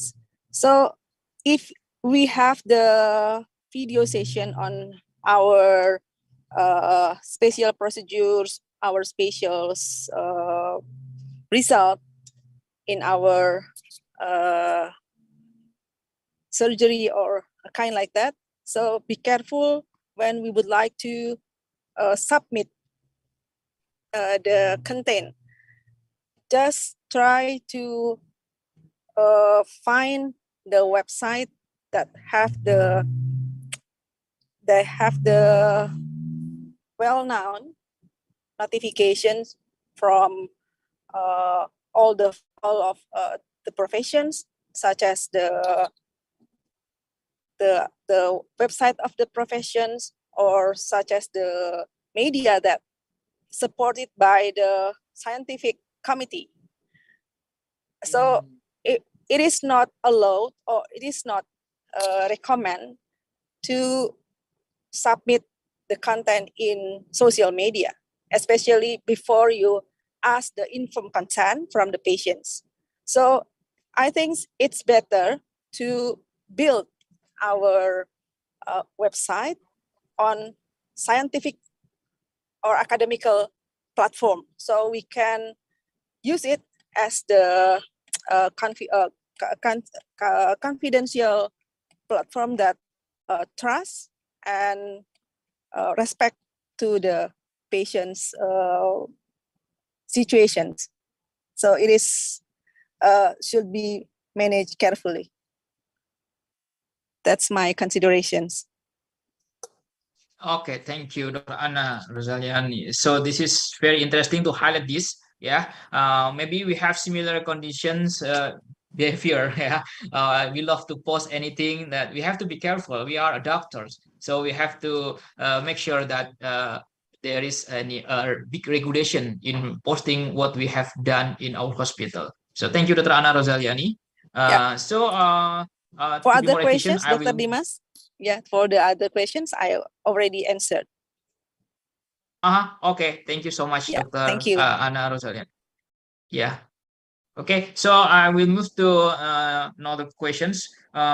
Maybe to Professor Faisal. Yeah, we have several questions here asking you many things about how to deal with asthma attack. So, and the first one, maybe I'm going to wrap it all. Yeah, about the usage of the first one is the Mg magnesium sulfate in control and the treatment of reliever, and also the use of when we have to use the aminophylline or theophylline. It is the sentence drugs, yeah, sentence group of drugs. And is it how can be is it so safe to the patients? And do we need to give antibiotics to our patient when they have exacerbation? And the third one, what is the role of antihistamine therapy? I think the four drugs on the oftenly used in daily practice in dealing with asthma attack, and also the safety. So please, Dr. Faisal, Prof. Faisal. Okay, thank you, Dr. Dimas. First, for the aminophylline only used when the patient's hospitalized. So in acute setting, in emergency, we don't use the aminophylline. We use only short-acting beta-2 agonist and corticosteroid, either corticosteroid systemically or high-dose inhalation. Only that we use in emergency unit. When the patient getting better, then discharge, so we don't use aminophylline at all. But when the patient give not complete response and hospitalized, at that time we can use aminophylline as additional treatment after giving the short-acting beta-2 agonist. So aminophylline should be used first in bolus dose and then followed by maintained dose, as I explained previously. And then magnesium sulfate also not give routinely. Only for some patient we give magnesium sulfate as muscle relaxant, but not routinely. How about antibiotic? Mostly antibiotic not necessary in acute asthma exacerbation, because only very few patients they have a bacterial infection as trigger factors. Usually the infection just viral infection, so not necessary to give antibiotics. Only if you find the proof that there is infection such as fever, leukocytosis, and also if the sputum color become brown or yellowish, that you think this is infection of bacteria, you can give antibiotic. But in our persahabatan hospital, less than 5% of patients with acute exacerbation get antibiotics for the treatment. Then how about antihistamine? Antihistamine not recommended for asthmatic patients unless they have also other allergic disease, such kind of allergic rhinitis or others, but not for asthma. So if the patient asthma together with allergic rhinitis, you can give antihistamine for allergic rhinitis, but not for the asthma. That's my answer, Dr. Dimas. Thank you. Okay, thank you so much, Professor. So talking about corticosteroid, here we also have a question about it. How about the use of corticosteroid, the comparison adverse effect between budesonide inhalation or methylprednisolone injection? Maybe I would like to ask to you about when do we use the systemic one and when do we use the high dose inhaled corticosteroid one, and how about the side effect of both the drugs? Okay. The drug of choice is high dose inhalation corticosteroid because it works faster because it is non-genomic pathway. But if use injection intravenous corticosteroid, it will go to the genomic pathway that the action is long. After 4 hours, so it's better to use the high dose inhaled corticosteroid. But in some patients, if high dose inhaled corticosteroid not works for many reasons, such as if the airway covered by sticky sputum, that corticosteroid inhalation not solve this problem. So you can add by giving intravenous injection. But mostly with high dose corticosteroid inhalation is enough. So only if high dose inhalation corticosteroid not work properly, you can add systemic or intravenous corticosteroid. And also if you don't have high dose inhaled corticosteroid, you can use as alternative methylprednisolone injection or others, because the systemic injection is give many side effects, as everybody understand, such as hyperglucose, and for long-term using of systemic can produce osteoporosis, also diabetes, and also reduce the easy to get infection and others. The side effect of inhalation only oral candidiasis that can be prevented by gargles, some liquid water or whatever. Only that. Yeah, thank you so much, Professor. I think that is a very quite brief explanations about how to deal with asthma in ERs actually. So I want to make it straight that the first one we have to give SABA first. And then the second, if it is not improved, we can add from inhaled corticosteroid, and then the last options will be systemic corticosteroids. And if the severity of the asthma is not reduced at all, we can give another option such as xanthine, aminophylline, or even we can give magnesium sulfate. But both of them should be monitored well in especially in ICU, intensive care unit, because of the side effects that we can obtain from these medications. So I'm going to move to another question for Dr. Santi here. We have 3 questions here from Dr. Santi. So the first, after we observe the asthma patients and the patient have been fully controlled, but then the patient become partially controlled, should we maintenance or treatment for some period, or should we step up the treatment? I think this is how to step up or how to step down the corticosteroid long-term therapy. Could you please answer this question, Dr. Santi? Thank you for the question. This is a very interesting question. Yes, once the patient has a controlled asthma and then he or she become partly controlled, right? First thing that we have to look is to look for a trigger.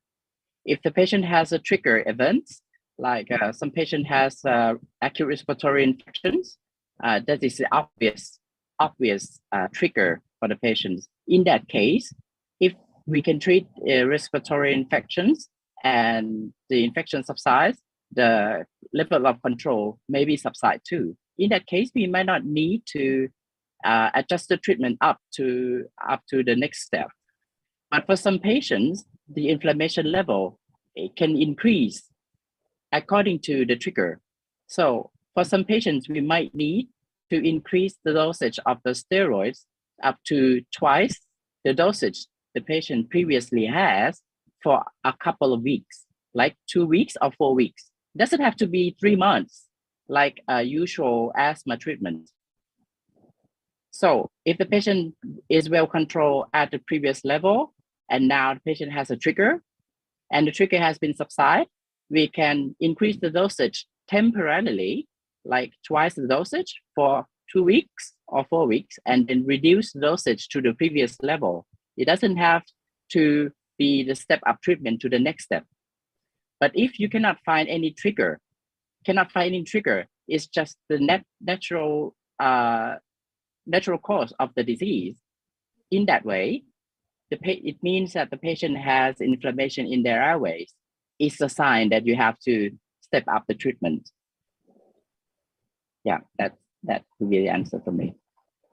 Okay, thank you so much, Dr. Santi. It is quite well explained, pretty well by Dr. Santi. So as far as I know, in pediatrics, we also use these methods when we are dealing with asthmatic children in controller. I mean, so when they have any trigger and then the asthmatic attacks appear, so we can give rescue dose for about 7 days. Or maybe Dr. Santi said 2 weeks or 3 weeks. It is similar. I think similar. The rescue dose means we upsize the dose, but only in a short time when we find the trigger.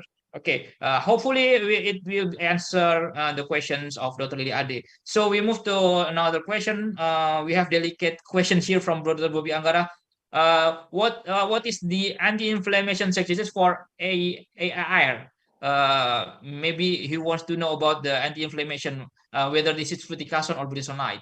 I mean, maybe like because we know that about the acute anti-inflammatory reliever. So could you please answer this question, Dr. Santi? Yes. Well, normally we use a controller and a reliever in separate devices, right? And now we have an idea of using a maintenance and a reliever in a single device. So we use it as an MRT, right? MRT is a maintenance and reliever therapy. And now we use that concept that now we don't use it as a maintenance treatment. We don't use it as a maintenance treatment anymore. We use it as a reliever. Like if you don't have the symptoms, we don't use it at all. So we use it only as a reliever. But it is only the same device. It's the same device. It's the same MRT device. But we don't use it the same way that we used to use. Like we use it as a maintenance and also as a reliever. Now we don't use it as a maintenance. We use it only as a reliever. But in the reliever, it has anti-inflammatory contained in it. So we can call it AIR. But actually it is an MRT, just use it in a different way. Okay, thank you so much, Dr. Santi. Yeah, we move to next questions. This is for Dr. Santi again, because this topic is very interesting. When we choose track 1 or track 2 for treatment asthma patients, thank you. Maybe in conjunction with this question, I'm going to ask to Dr. Santi about why Gina combine the step 1 and step 2 in one box? Could you please answer these questions and my question as well? Thank you for the question. I think it's very interesting because I think they already know that the ICS formoterol is very effective effective treatment for any level of disease of asthma, because they have the evidence from studies that it is effective from step 1 to step 4. They can use in any step of it. But if you could use in any step of it, it will be a lot of money to have to pay for patients. So they provide options for patients.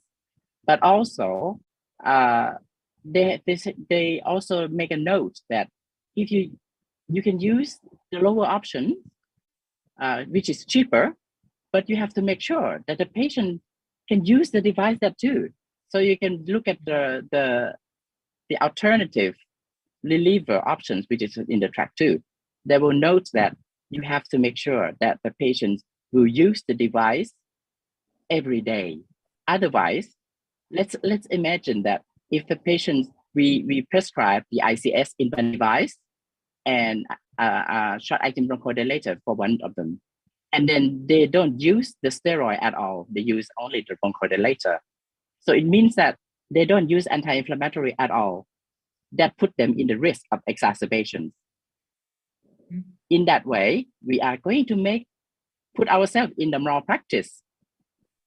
So actually, they want us to be in the preferred treatment. But if they don't provide us any option at all, they will put us into bankruptcy. So okay, we put our options for you to escape bankruptcy, but also you have to make sure that you have to do this correctly. Otherwise, we all gotta go to jail together. Yeah.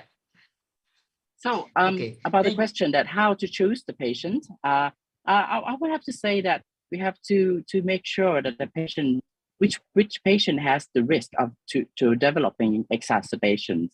If the patient at very high risk of exacerbation, we are not going to risk the patient to get the maintenance dose of corticosteroids. Because if the patient misses the dosage very often, they will get the risk of exacerbations, and that's not safe. So if they miss, in patients who miss the dosage very often, at least they are going to take a reliever to relieve their own symptoms, right? In that case, they will be safe to use a single device, a maintenance and reliever, like an air treatment. At least they take that and they will get the steroid from that. So whenever they have a high risk of developing exacerbations, the air treatment will be safe for them. If they are not at high risk of exacerbations, the maintenance treatment with the ICS monotherapy in one device and short-acting bronchodilator in another device would be safer for them and cheaper for us. Okay, thank you so much, Dr. Santi. It's quite explained. Yeah. So we have to not merely giving the ICS formoterol, but we have to see the situations of the patients itself. Yeah, so we have to see all of the things when we are dealing with asthma patients. So I'm going to move back to Prof. Faisal here. Prof. Faisal, there are some questions asking for you about this one is for magnesium sulfate for asthma exacerbations, and after giving the MGS obat for the loading dose, when we should give the maintenance. And I'm going to combine with another questions about dealing asthma in ER, asthmatic in ER. When do we can give the apretron bromide? I mean the SABA and apretron bromide in ER. I think just that first. Okay. Magnesium sulfate only give one dose, not necessary to give the maintenance dose. Usually 2 grams of magnesium sulfate is enough, just only once. There's no others additional, just in once enough for the magnesium sulfate. Then for ipratropium bromide, the short-acting antimuscarinic, we can use in a patient with a very severe attack, asthma severe attack. We combine SABA and short-acting antimuscarinic, salbutamol and ipratropium. And this drug is available in BPJS, combination of salbutamol and ipratropium bromide. So we can use it for those severe attack asthma in ER. Okay, thank you so much. One more question. This is about the clinical conditions from Dr. Andromeda Pahlevi. The question is about the classification of severity asthma. When the patient came as severe asthma and come to emergency room and then treated with asthma severe treatment, and then what kind of treatment that we can give to these patients? Is it according to the latest condition or according to the previous history of the condition of the patient? Oh, yes. First, if the patient come to ER with the severe asthma, you first give oxygen, then saturation should be more than 92%, then 94% for the children, and then give combination of SABA and ipratropium antimuscarinic agent, the short-acting. So combine of salbutamol and ipratropium bromide for 1 hour. So 3 times in 1 hour. And then give, if you have high dose steroid, give high dose steroid, either budesonide 1 milligram 3 times a day, 3 times in 1 hour, or fluticasone 0.5 milligrams 3 times in 1 hour. And then if it doesn't work, you can add injection of systemic corticosteroid, either methylprednisolone 30 milligram only 1 times. And then this patient monitor for another 1 hour. That's you should do in the emergency unit. But if the patient give not complete response, that's why the symptoms still there, and then peak expected flow rate less than 60 liter per minute, you should put the patient in ward, and then you can give add aminophylline and also magnesium sulfate for those patients. But if patient give complete response, you can discharge the patient, and then please ask the patient about the previous condition during the stable asthma, whether he is in the first step, second step, or fourth step. Then you can give the drugs according to the Dr. Santi has previous explained. Okay, perfect, Prof. Faisal.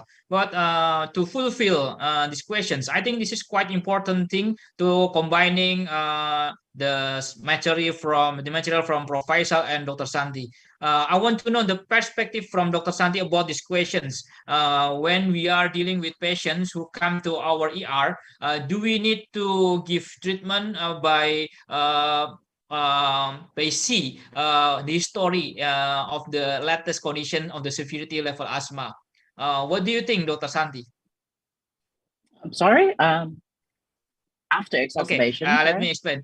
There is a questions about if a patient categorized as severe asthma, then he was treated with severe asthma, then he was healed, and then he was triggered again the attack of asthma, and he come again, but maybe in the less severe conditions. Do we need to pay attention to the history, severity classification of the previous attack? Yes, I think first if because any trigger to the asthma now can make the previous asthma to be worse than before. It depends on which cause of the severe asthma before. So now we are talking about severe asthma, right? Not the difficult to treat asthma. Yeah. So if the patient becomes a severe asthma already, any trigger to them to the severe asthma can make it even worse than before. So if the patient already in the severe asthma level and he or she got triggered by some events, we have to consider that and be careful in every step of the way, because it can be a fatal asthma at any moment. So we have to be careful and taking a very careful steps for the treatment. Yeah. Okay, thank you, Dr. For Santi. me, I will be I very want- careful. Yeah, I do agree. Thank you, Dr. Santi. I want to make it straight. When we give the therapy, we have to see the latest conditions. But if we see this patient has history of severe exacerbations, we have to think about the usage of a controller in this patient. If we have not given the controller, I mean. So, like in children, when we have the children with, although it's still intermittent asthma, but this child has a history of severe asthma attack maybe 1 month ago or 2 months ago. We have to consider for giving the children the controller to prevent the severe exacerbation for the next months. So Yes. I think it's quite interesting here, Professor Faisal, Dr. Santi, and asthma is a never-ending topic. We have plenty that's still to be discussed, but so little time here.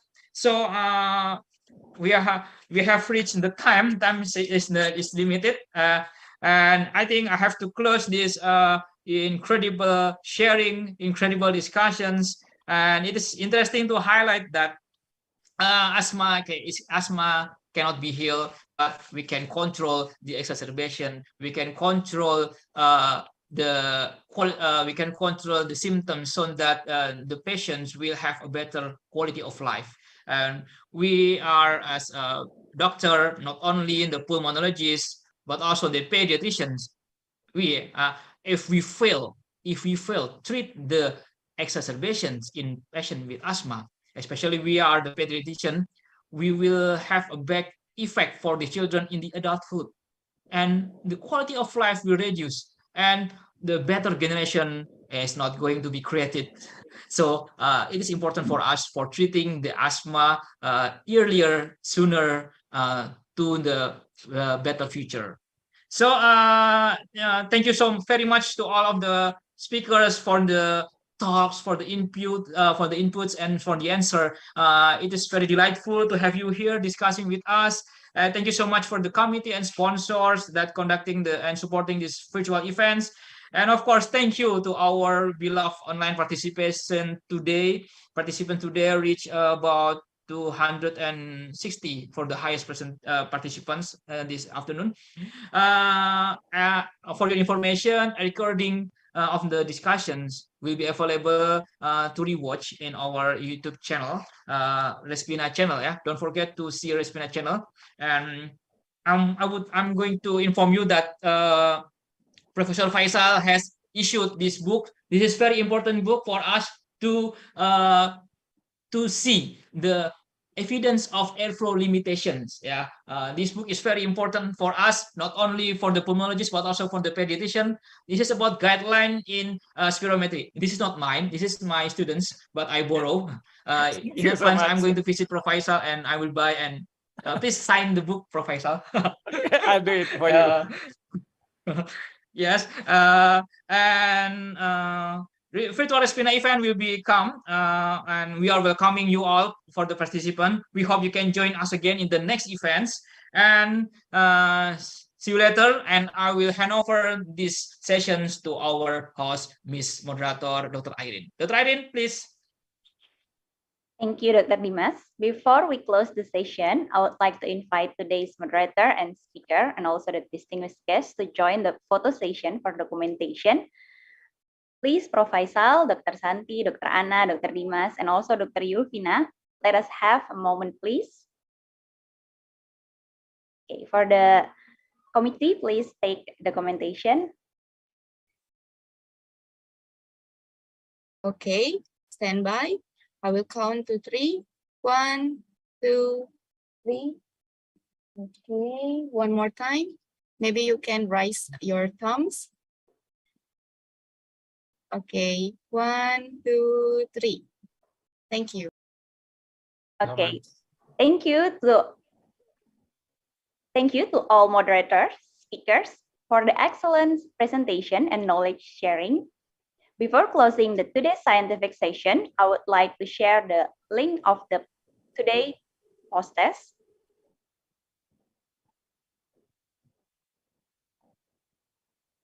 Okay, so this is, please fill in the post test for the requirement to get the e-certificate on the following link. And the certificate of today's scientific session will be sent via email 2 weeks from today. 1 month after the event. And I would like to thank once again to all the moderator, speakers, and not to forget our enthusiast participants. We hope today's scientific session will gain knowledge not only for us as clinicians, but also for our patients. So thank you for participating in RESPINA webinar series on Saturday, 22nd October 2022 with the theme Inhalation Therapy in Asthma Patient. This event supported by Indonesian Medical Association or IDI and Society of Respiratory Care Indonesia RESPINA and sponsored by Tempo RX Pharma. My name is Irene Aldiani. As today's host, I will be signing out. See you on the next event of RESPINA. Have a nice weekend and wassalamualaikum warahmatullahi wabarakatuh. Waalaikumsalam warahmatullahi Waalaikumsalam. Ya, Profesor. Ya. Thank you very much for the Thank you so much, Dr. Sakti. Bye. Bye. Mas, makasih. Thank you. Terima kasih semuanya. Dr. Sakti, Bu Faisal. Khop Thank you for this invitation. Thank you. Sawadikap. Dr. Sakti. Thank you.